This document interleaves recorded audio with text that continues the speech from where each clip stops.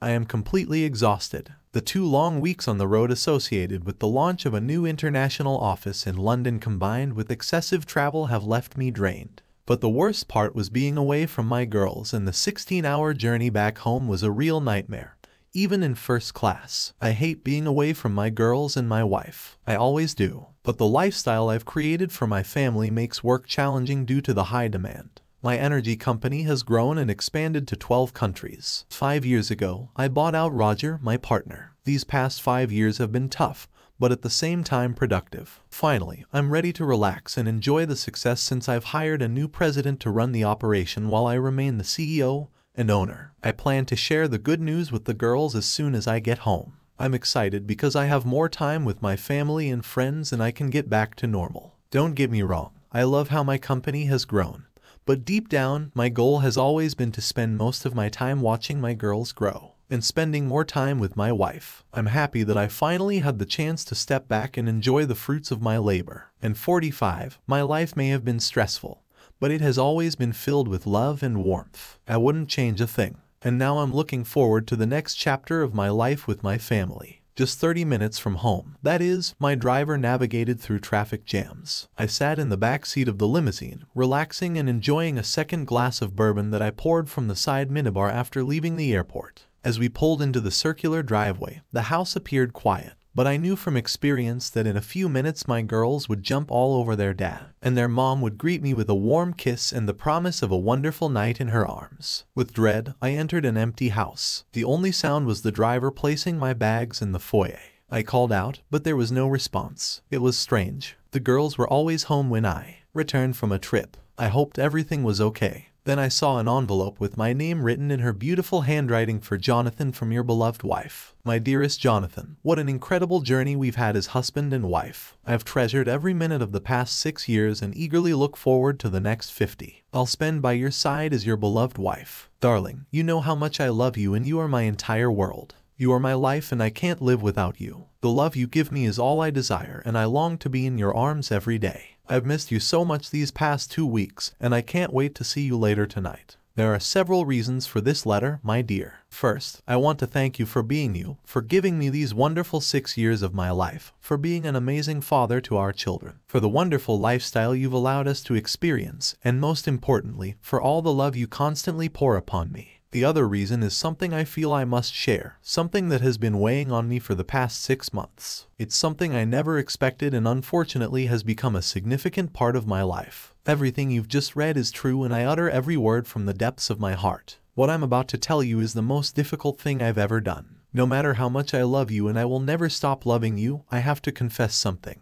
I pray that you understand and that you won't be disappointed in me or leave me for this. I've been in a relationship for the last 6 months. I don't feel any feelings or love for this man, but we have an intimate relationship. The reason I'm telling you now is out of respect and a deep sense of guilt. I can't live with this guilt any longer, and I need you to know that I've been unfaithful. You will never understand it. But I don't feel love for him, just an attraction I can't explain. He does things to me that I can't put into words, and no matter how hard I try, I can't stop myself. He's become my addiction, and I need him in my life. Please believe that I've done everything I can to keep this a secret and not let it affect their lives. Nothing has changed between us since it started, but I understand that it can't end soon. So it's only fair that you find out everything without secrets. My love, I love and respect you too much to do this. Please understand that my need for him is purely physical and I won't let being with him interfere with our love or intimacy. I just needed you to know that there's another part of me that I gave to someone else, man.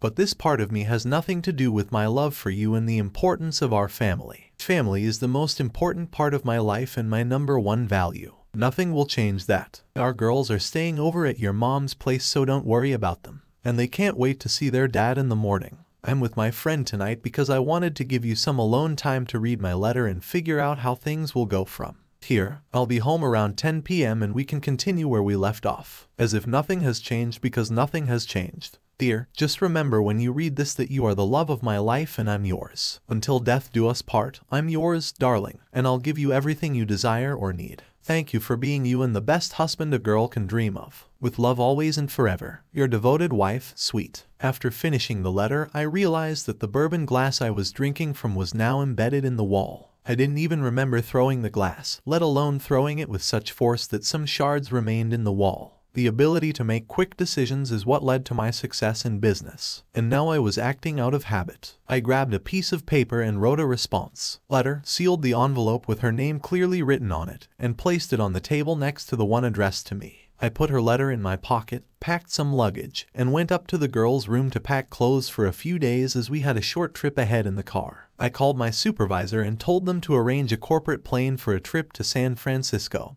where I would be with my daughters in the near future. At 6:30 that evening, I was in my car, heading to my parents' house to pick up the girls. I have a corporate apartment next to my office in California, where I had already stored a full set of clothes and everything needed for an extended stay. When I arrived at my parents' house, the girls came running to greet me with big smiles on their faces and 100 kisses. They were happy to see me, and I felt like I was smiling for the first time since they got home. Daddy's back. We missed you, Daddy, and we didn't expect to see you until tomorrow. Mom said you wouldn't be back until tomorrow. She was supposed to meet her friend Jamie tonight, and we came here to see Grandma and Grandpa. The girls said I hugged and kissed them in tears streaming down my face from all that love, and the realization that their lives were about to change because of their mother. The name Jamie didn't go unnoticed, and for a while I saw it in my memory bank. After the girls calmed down, I told them I had a surprise and we were going on a trip for a few days flying on the company plane. I promised them a fun and exciting vacation. Convincing the girls was the easiest part. Explaining something to Mom and Dad is a completely different story. They clearly sensed my pain and opposed my taking the girls until I let them read the letter. I explained that I needed some time to get to a safe place to think and plan everything without letting emotions get in the way.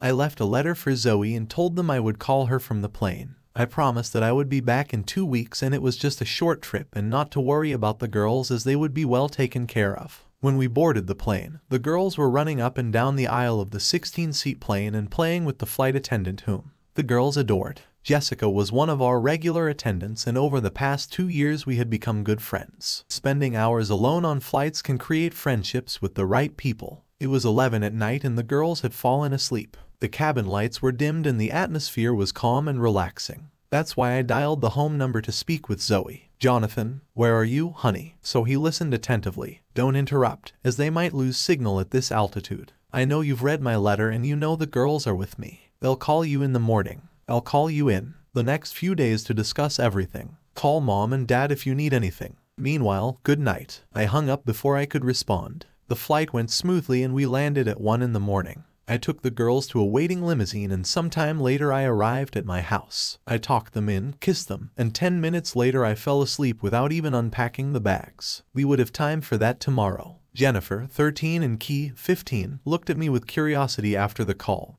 almost as if the older one had a sad look. Mom betrayed you, Dad. My heart broke, hearing her statement holding back tears. I simply shook my head and told them to get dressed for dinner. It was the hardest thing I had ever had to do. But I knew with love and support, they could navigate the challenges ahead. That very morning before the girls woke up, I called my family lawyer who's on the East Coast and already sitting in his desk. I've known George for 20 years, and we've been through a lot together. So I told him the story and what I wanted to happen without beating around the bush. George, I need to know what a divorce will look like and how bad it will be. I want to get custody of the kids no matter the cost. There's no reconciliation therapy or forgiveness. I want this to end as soon as possible, I said. There was silence on the other end of the line for a long moment. I understood and gave him the chance to digest the news. He was probably as surprised by my words as I was when I read Zoe's letter. Jonathan, I'm really sorry that this has happened. Kate and I always thought you two were the perfect couple, and I can't understand how she could do this. But I understand what you're asking for. Do you remember when you and Roger founded a company, and he insisted on a prenuptial agreement before agreeing to start a business with you? Do you remember how firm he was about what happened to his last business and how his wife cheated on him?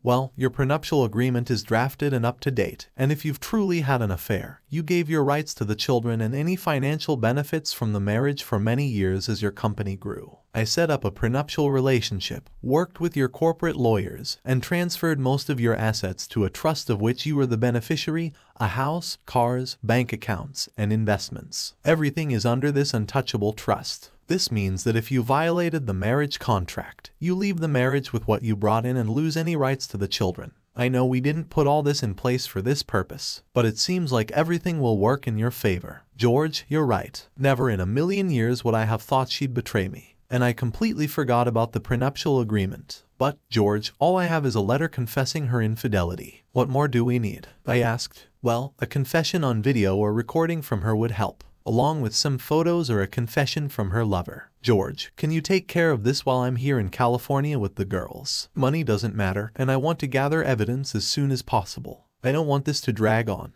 There's a name. Girls, a guy named Jamie. The only Jamie I know is the tennis instructor in our country club. You can hire a private investigator and suggest starting there. I'm sure he'll get in touch with his lover while I'm away. Of course, Jamie, the tennis instructor, was my sworn enemy. They were careless, which made it easy for the private company to conduct the investigation.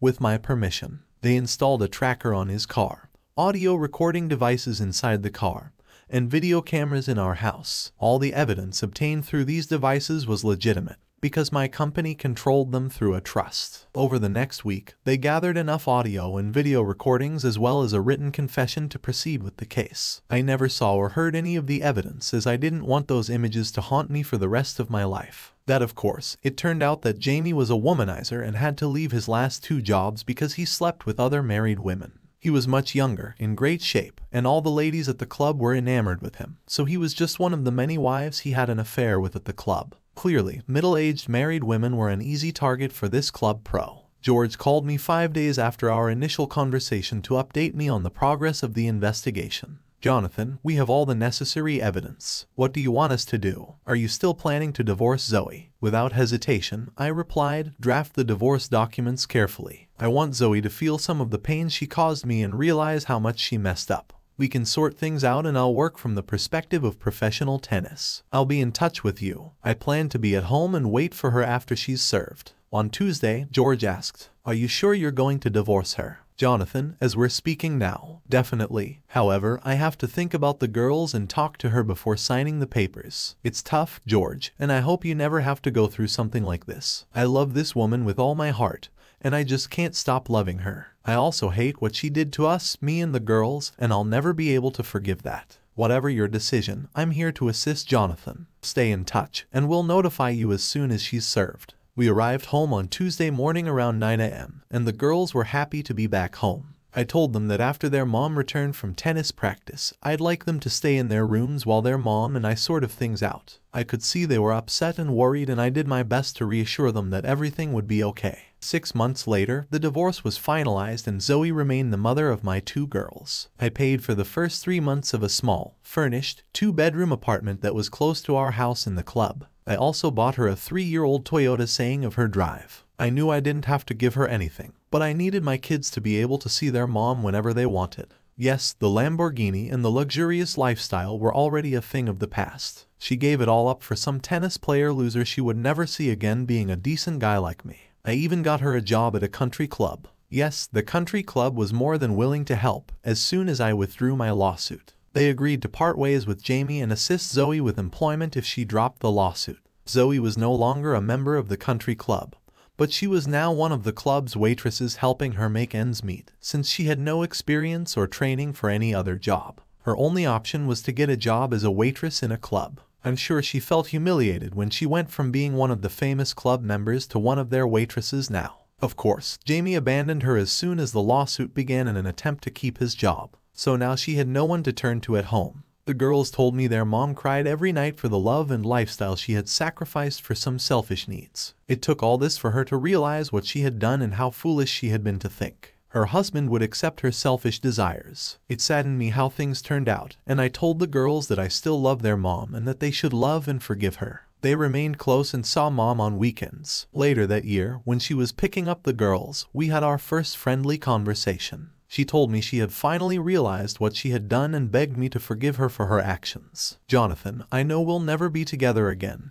and you'll never trust me again, but I wanted to apologize and beg you to forgive me. Now, I understand what I did and how much I hurt you. My life was completely different and I was a spoiled woman who didn't care about anyone else. I felt entitled and justify my actions without even thinking about how you would react. Now I know what I've done and what I put you through, and I'm so sorry. If there was a way to get it all back, I would in a heartbeat. Losing you was the worst thing that ever happened to me, and I miss you and love you so much. It hurts. I've matured over the past year, and when I look back, I can't believe how foolish I was to give it all up for my selfish and entitled attitude. I'm so remorseful for ruining everything, and I beg you to find the strength to forgive me." Her confession was sincere, and I knew that with time, maybe I could forgive her. I would never stop loving her. She was my life, and I had loved her for so many years. Such love cannot be extinguished overnight. I hoped she had learned her lesson and would remain faithful. When that happened, they let Jamie go from the club, and he eventually moved to South Carolina, where a small club in Hilton had arranged for him to be an assistant to a professional tennis player. It only took him a month before he returned to his old ways and started pursuing married women again.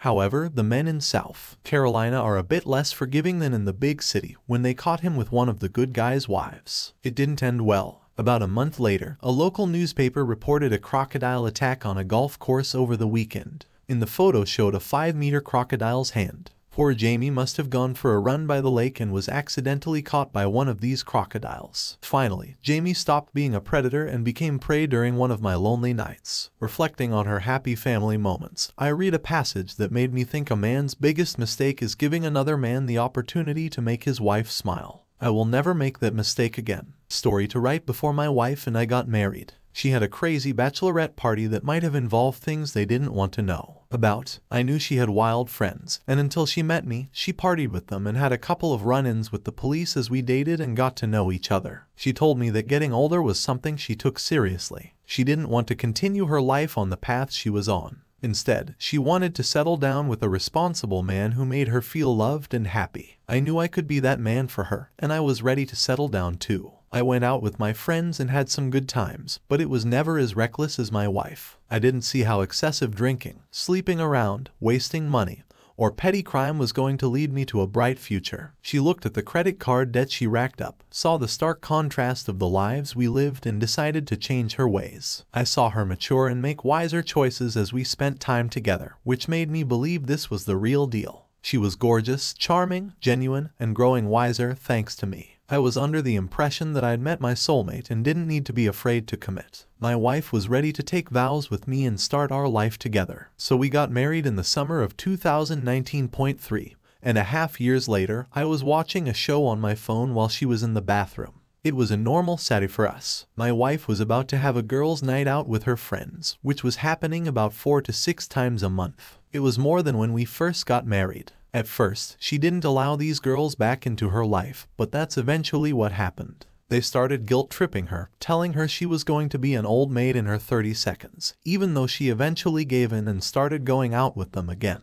We had a deep bond that made me think she was a loyal, mature, respectable woman. I was completely wrong. We've been talking about her debt, but she had trouble keeping a job. She was pretty materialistic and found it much harder to earn money than to spend it. Since I was the only one with a steady job, I paid the bills and only allowed her a bit of money to pay towards her debt, get groceries, and go out with her friends. Then my phone died, so I plugged it in and grabbed my wife's phone to continue watching the show. As soon as I opened it, message notifications started pouring in from men on Craigslist. I read some of them and discovered they were replying to a recent post about her needing help to pay off her credit card debt. I continued reading through the messages and realized she'd been seeing someone else regularly. He told her the last night they spent together was mind-blowing and he needed to see her again tonight. I threw the phone across the room and just laid there, processing and thinking through what I had just read. I felt like I became a void that might try anything to fill the emptiness before my wife came out of the bathroom. I realized I needed to save screenshots of those messages to prove she was at least talking to other men like this. Since I had much better credit, I bought a marital house completely on my own.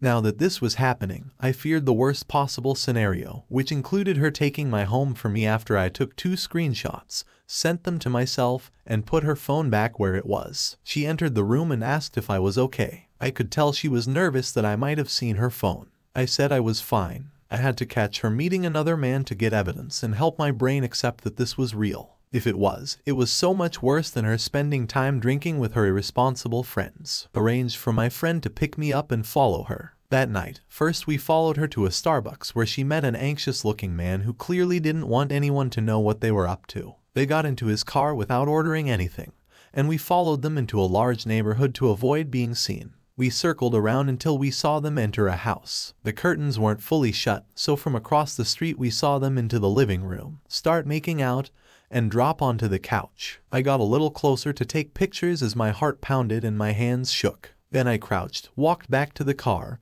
and my friend drove me home. During the ride, we discussed the disturbing reality of what was happening to me. My wife was cheating on me with multiple men for money. He started spreading rumors through his phone to her friends, and through them it spread until it reached my wife's closest and dearest connections. They all bombarded her with degrading insults and slander, telling her she was cut off and they wouldn't support her terrible and degrading behavior. Even members of her family, like her twin cousins, expressed their disbelief and disappointment. She didn't even try to come home that night or ever again. The embarrassment killed her. She messaged me at 2 a.m. with a heartfelt goodbye in an attempt to get a response out of me or make me feel remorse. But it didn't work. I didn't reply at all because she ultimately betrayed me. I never spoke to her again, not even in court. The last memory I have of her is when she broke down crying after receiving a lecture from the judge about honor and loyalty. Opus, I am so sorry. Your wife proved herself to be a very inconsiderate woman. First, she decided to get into trouble and debt with her friends. And then, after marriage, she decided to cheat on you to help pay off that debt. If she really cared or loved you, she would have considered your feelings and the life consequences of her actions. Not a true and worthy spouse does the best they can to love and respect the love of their life. However, they can. When it comes to cheating, you're telling your spouse they don't hold value in your life and you would be better off without them. Except it's worse because you aren't even directly communicating these things to them. Instead, you're hiding these truths and giving them a false sense of security and love. You did the right thing by exposing your wife for who she really was, obtaining proof, and following through with a divorce no matter what they say or do. Never let a cheater convince you they are worthy of your love again. I wish you the best of luck in love and life, and thank you for sharing your story. Story 3. My wife and I were together for 10 years and had 2 sons under the age of 6. My wife was very close to her aging mother and made sure to include her in her family life, even though she lived in a retirement home. Once a week, we'd all go visit her and bring a collection of our sons' toys for them to show her. Soon thereafter, my wife encouraged the boys to make gifts for their teachers and bus driver with grandma's help. At the same time, she started taking her mom out to sightsee and spend someone-on-one time together. The routine was she'd get the kids off the bus and then start getting ready to go out. Over time, she started seeing her mom twice a week by herself and every other Sunday with all of us. This was a lot, but even still, her mom would always say how much she missed us. I wondered how that could be if she was taking her out all the time, but I just dismissed the thought point. One day my wife had gotten the kids off the bus and came back inside, cheerful as ever. She skipped upstairs to get ready for another outing with her mom. My boy asked to watch a show, so I grabbed my wife's phone off the charger and noticed several missed calls from my son's bus driver. They were both home safe and sound, so I couldn't imagine why there would be so many missed calls from him. I tried to call him back, but found that my wife changed the lock on her phone. Instinct took over as I downloaded an app on my phone to disguise my number as my wife. I set the call to record before I dialed his number. As soon as he answered, he said, "Hi love, are you ready for the special date I promised you?" I hung up as soon as I heard this. I went upstairs to find my wife as she got ready, and she looked ravishing. You could tell she was going on a special date as soon as she saw me. She started downplaying how nice she looked and explained that her mom wanted her to take pride in her appearance, no matter what the occasion. I played the recording of the bus driver's voice and her perfume bottle fell from her hand, smashing into pieces on the floor. She immediately became desperate, begging me to just hold on a minute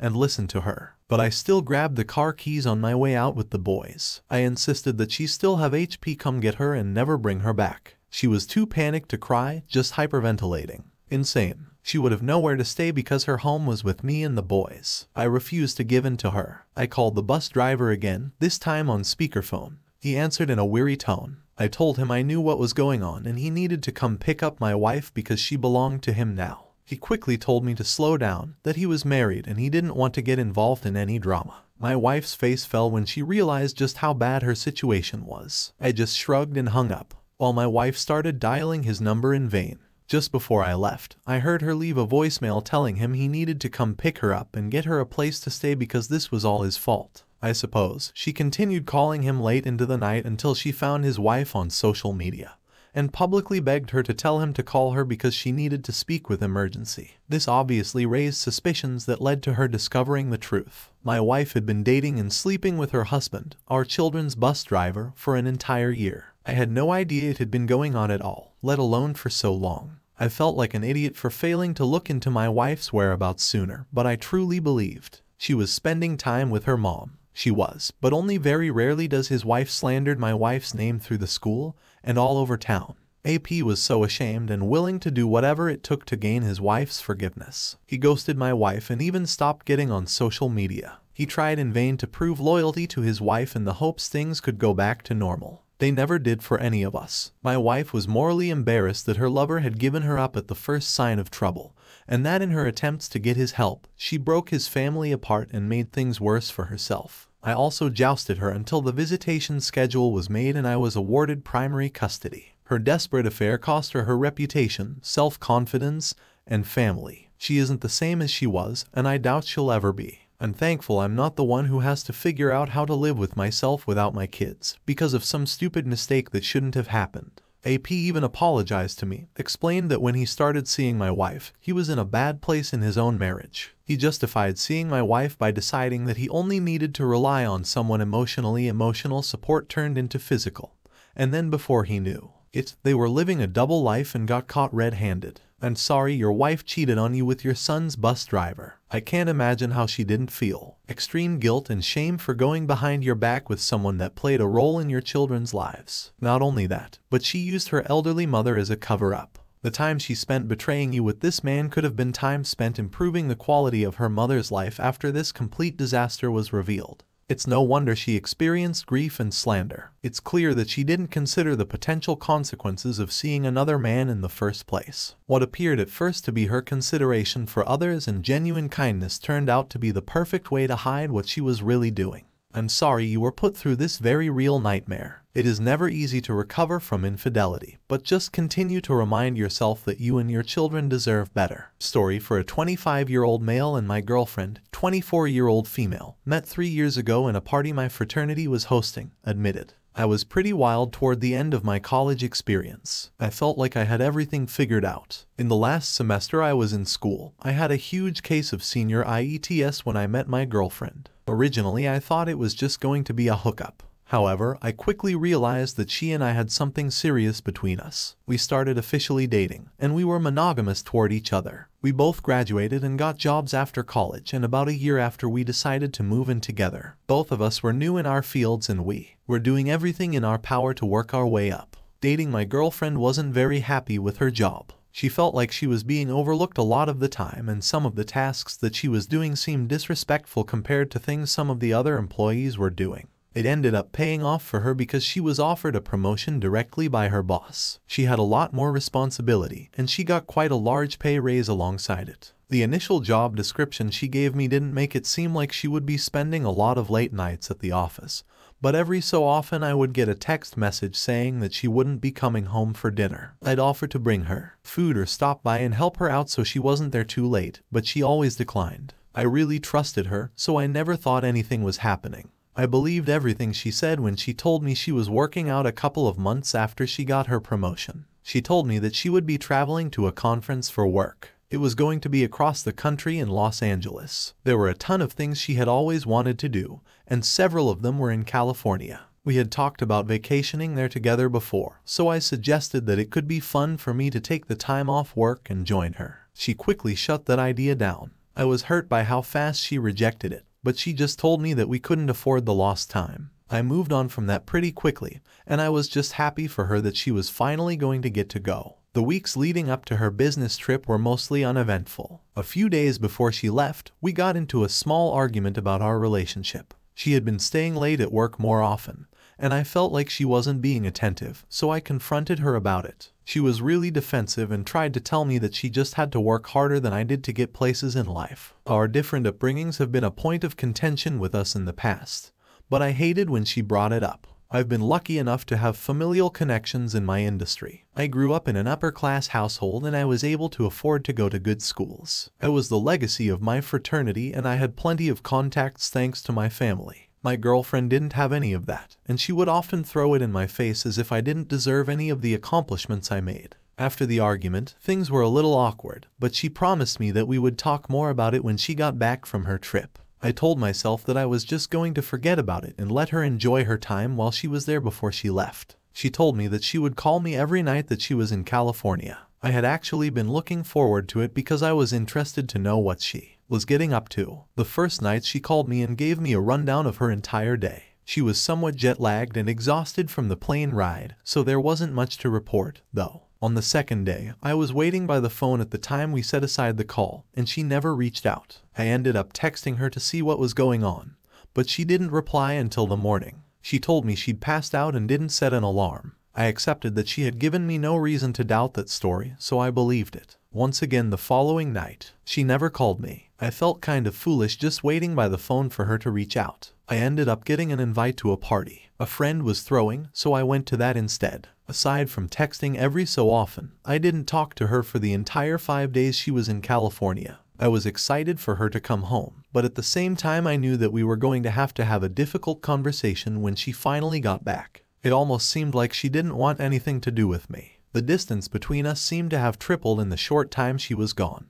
I tried to talk to her about it, but she just didn't want to talk. It was incredibly frustrating trying to deal with her when she was putting so little effort into communicating. So I talked to the internet to try to figure out what was going on. From everything I could gather, it seemed to be a logical conclusion that something might have happened with another person outside of our relationship. I didn't want to believe that she was cheating on me, but I needed to at least rule that out. I didn't know how to ask her about it, so the first chance I had to look through her phone, I took it. We knew each other's passwords, so it wasn't hard getting in. The difficult part was trying to figure out what I was looking. I looked through her pictures and I didn't see anything. I didn't find anything in her recent messages that was alarming. I ended up searching through the messages for some keywords that might tip off anything serious going on. When I typed in the word together, a lot of different messages came up. However, I was able to read from the snippets of text that there was somebody who had recently messaged her about wanting to be together. I clicked on the messages and I read through all of them. I didn't know the man she had been texting, but from what I could gather,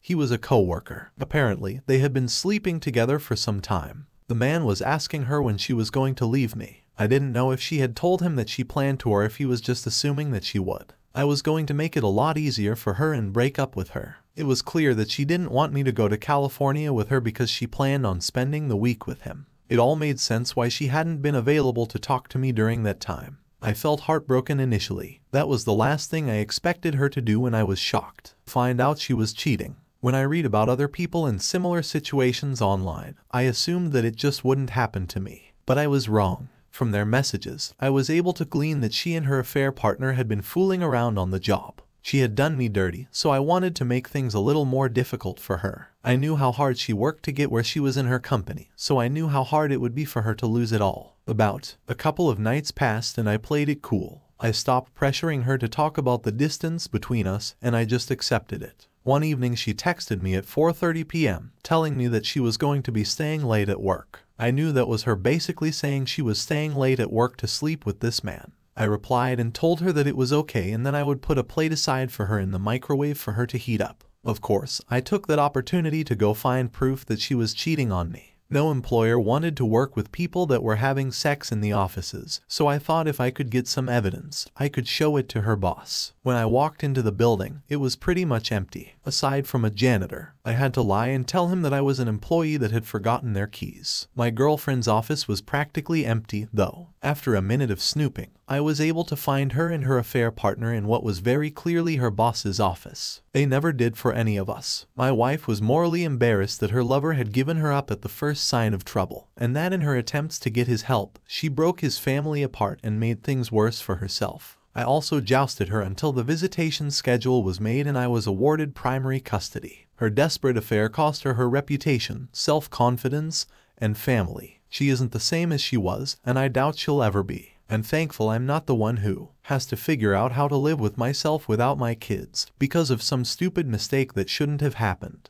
AP even apologized to me, explained that when he started seeing my wife, he was in a bad place in his own marriage. He justified seeing my wife by deciding that he only needed to rely on someone emotional support turned into physical, And then before he knew it, they were living a double life and got caught red-handed. I'm sorry your wife cheated on you with your son's bus driver. I can't imagine how she didn't feel extreme guilt and shame for going behind your back with someone that played a role in your children's lives. Not only that, but she used her elderly mother as a cover-up. The time she spent betraying you with this man could have been time spent improving the quality of her mother's life after this complete disaster was revealed. It's no wonder she experienced grief and slander. It's clear that she didn't consider the potential consequences of seeing another man in the first place. What appeared at first to be her consideration for others and genuine kindness turned out to be the perfect way to hide what she was really doing. I'm sorry you were put through this very real nightmare. It is never easy to recover from infidelity, but just continue to remind yourself that you and your children deserve better. Story for a 25-year-old male and my girlfriend. 24-year-old female, met 3 years ago in a party my fraternity was hosting. Admitted, I was pretty wild toward the end of my college experience. I felt like I had everything figured out. In the last semester I was in school, I had a huge case of senior IATS when I met my girlfriend. Originally I thought it was just going to be a hookup. However, I quickly realized that she and I had something serious between us. We started officially dating, and we were monogamous toward each other. We both graduated and got jobs after college, and about a year after, we decided to move in together. Both of us were new in our fields, and we were doing everything in our power to work our way up. Dating my girlfriend wasn't very happy with her job. She felt like she was being overlooked a lot of the time, and some of the tasks that she was doing seemed disrespectful compared to things some of the other employees were doing. It ended up paying off for her because she was offered a promotion directly by her boss. She had a lot more responsibility, and she got quite a large pay raise alongside it. The initial job description she gave me didn't make it seem like she would be spending a lot of late nights at the office, but every so often I would get a text message saying that she wouldn't be coming home for dinner. I'd offer to bring her food or stop by and help her out so she wasn't there too late, but she always declined. I really trusted her, so I never thought anything was happening. I believed everything she said when she told me she was working out a couple of months after she got her promotion. She told me that she would be traveling to a conference for work. It was going to be across the country in Los Angeles. There were a ton of things she had always wanted to do, and several of them were in California. We had talked about vacationing there together before, so I suggested that it could be fun for me to take the time off work and join her. She quickly shut that idea down. I was hurt by how fast she rejected it, but she just told me that we couldn't afford the lost time. I moved on from that pretty quickly, and I was just happy for her that she was finally going to get to go. The weeks leading up to her business trip were mostly uneventful. A few days before she left, we got into a small argument about our relationship. She had been staying late at work more often, and I felt like she wasn't being attentive, so I confronted her about it. She was really defensive and tried to tell me that she just had to work harder than I did to get places in life. Our different upbringings have been a point of contention with us in the past, but I hated when she brought it up. I have been lucky enough to have familial connections in my industry. I grew up in an upper-class household and I was able to afford to go to good schools. That was the legacy of my fraternity, and I had plenty of contacts, thanks to my family. My girlfriend didn't have any of that, and she would often throw it in my face as if I didn't deserve any of the accomplishments I made.